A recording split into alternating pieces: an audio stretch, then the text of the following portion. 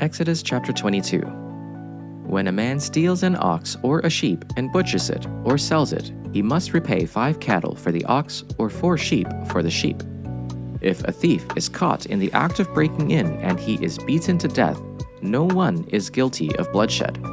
But if this happens after sunrise, there is guilt of bloodshed. A thief must make full restitution. If he is unable, he is to be sold because of his theft.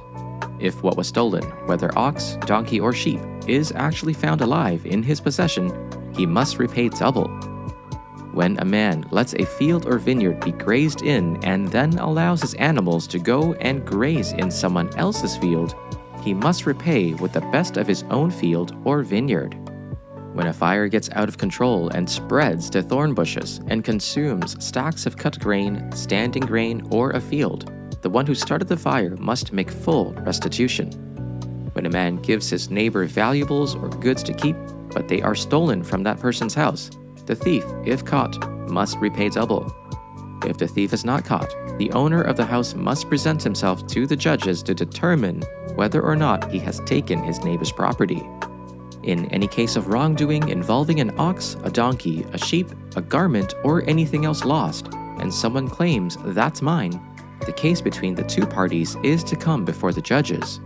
The one the judges condemn must repay double to his neighbor.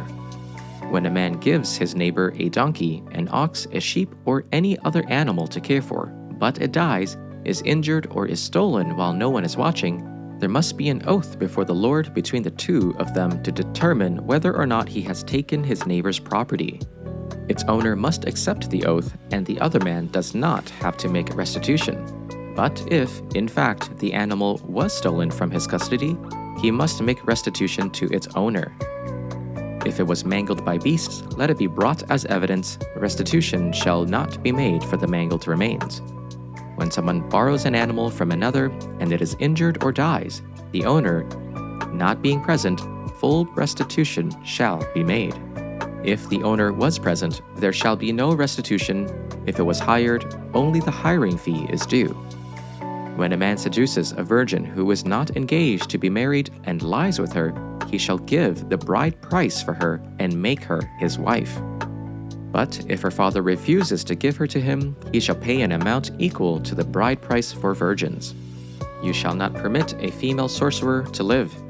Whoever lies with an animal shall be put to death. Whoever sacrifices to any god other than the Lord alone shall be devoted to destruction.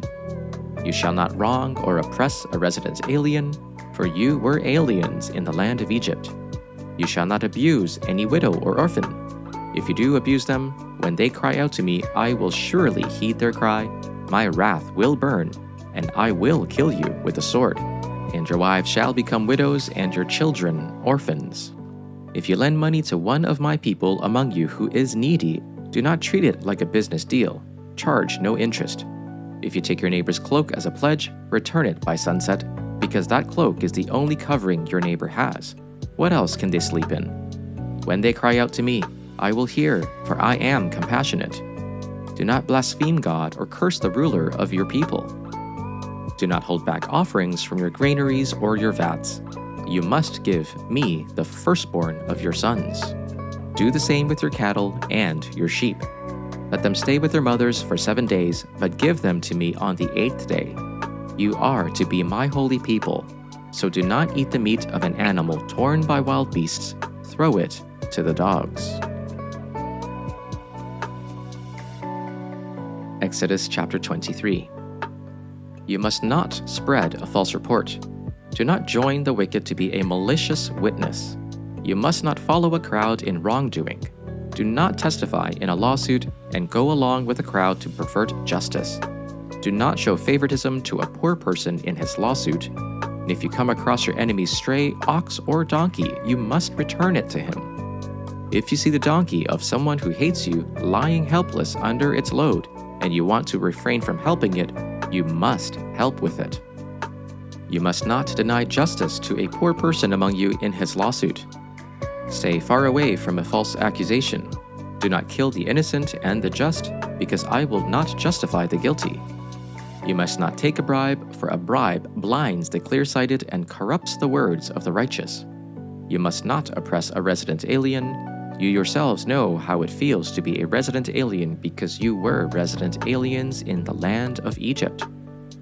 Sow your land for 6 years and gather its produce.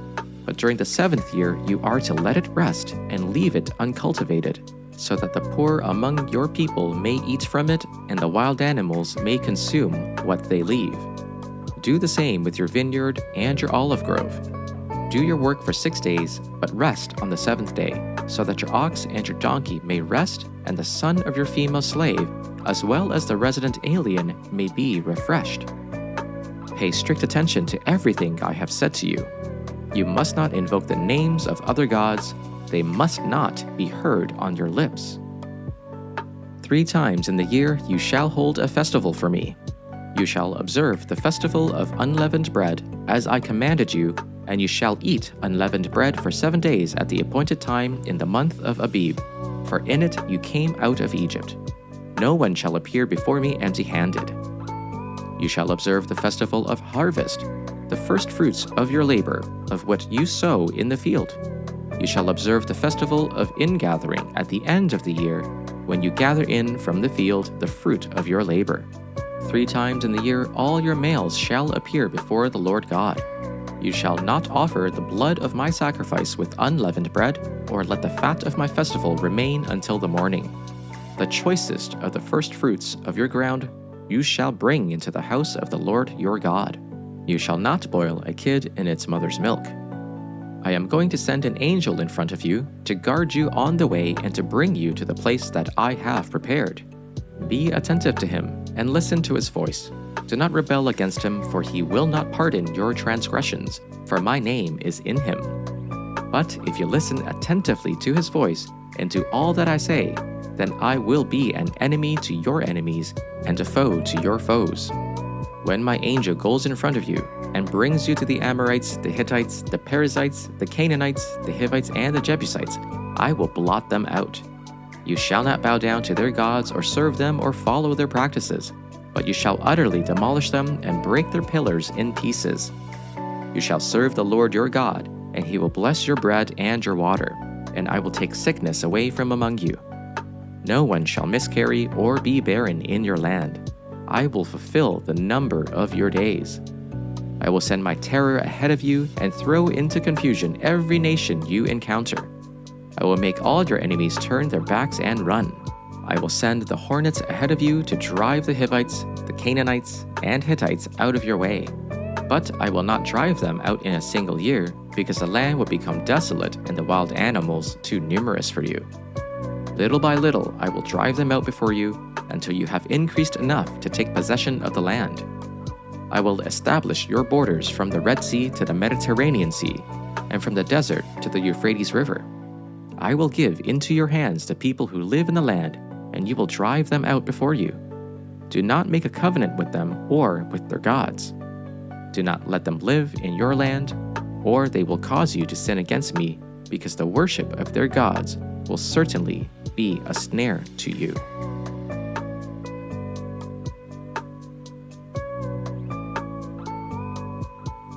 Exodus chapter 24. Then he said to Moses, "Go up to the Lord, you and Aaron and Nadab and Abihu, and 70 of Israel's elders, and bow in worship at a distance. Moses alone is to approach the Lord, but the others are not to approach, and the people are not to go up with him." Moses came and told the people all the commands of the Lord and all the ordinances. Then all the people responded with a single voice, "We will do everything that the Lord has commanded." And Moses wrote down all the words of the Lord. He rose early the next morning and set up an altar and 12 pillars for the 12 tribes of Israel at the base of the mountain. Then he sent out young Israelite men, and they offered burnt offerings and sacrificed bulls as fellowship offerings to the Lord. Moses took half the blood and set it in basins. The other half of the blood he splattered on the altar. Then he took the covenant scroll and read it aloud to the people. They responded, "We will do and obey all that the Lord has commanded." Moses took the blood and dashed it on the people and said, "See the blood of the covenant that the Lord has made with you in accordance with all these words." Then Moses and Aaron, Nadab and Abihu, and 70 of the elders of Israel went up, and they saw the God of Israel. Under his feet there was something like a pavement of sapphire stone, like the very heaven for clearness. God did not lay his hand on the chief men of the people of Israel. Also they beheld God, and they ate and drank. The Lord said to Moses, "Come up to me on the mountain, and wait there, and I will give you the tablets of stone with the law and the commandment which I have written for their instruction." So Moses set out with his assistant Joshua, and Moses went up into the mountain of God. To the elders he had said, "Wait here for us until we come to you again, for Aaron and Hur are with you. Whoever has a dispute may go to them."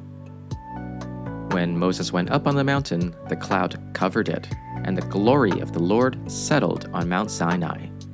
For 6 days the cloud covered the mountain, and on the 7th day the Lord called to Moses from within the cloud. To the Israelites the glory of the Lord looked like a consuming fire on top of the mountain. Then Moses entered the cloud as he went on up the mountain, and he stayed on the mountain 40 days and 40 nights.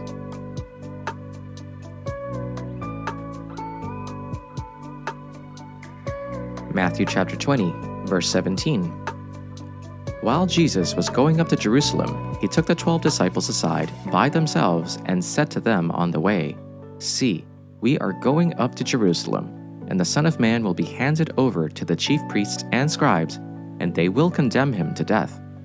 Then they will hand him over to the Gentiles to be mocked and flogged and crucified, and on the 3rd day he will be raised." Then the mother of the sons of Zebedee came to him with her sons, and kneeling before him, she asked a favor of him. He said to her, "What do you want?" She said to him, "Declare that these 2 sons of mine will sit, one at your right hand and one at your left, in your kingdom." But Jesus answered, "You do not know what you are asking. Are you able to drink the cup that I am about to drink?" They said to him, "We are able." He said to them, "You will indeed drink my cup, but to sit at my right hand and at my left, this is not mine to grant, but it is for those for whom it has been prepared by my Father." When the 10 heard it, they were angry with the 2 brothers. But Jesus called them to him and said, "You know that the rulers of the Gentiles lord it over them, and their great ones are tyrants over them. It will not be so among you, but whoever wishes to be great among you must be your servant, and whoever wishes to be first among you must be your slave.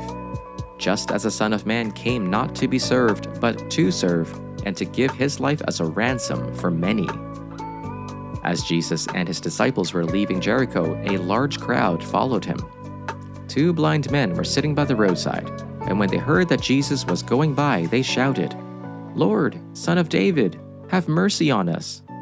The crowd rebuked them and told them to be quiet, but they shouted all the louder, "Lord, Son of David, have mercy on us." Jesus stopped and called them.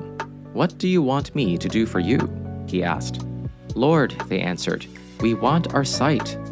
Jesus had compassion on them and touched their eyes. Immediately they received their sight and followed him.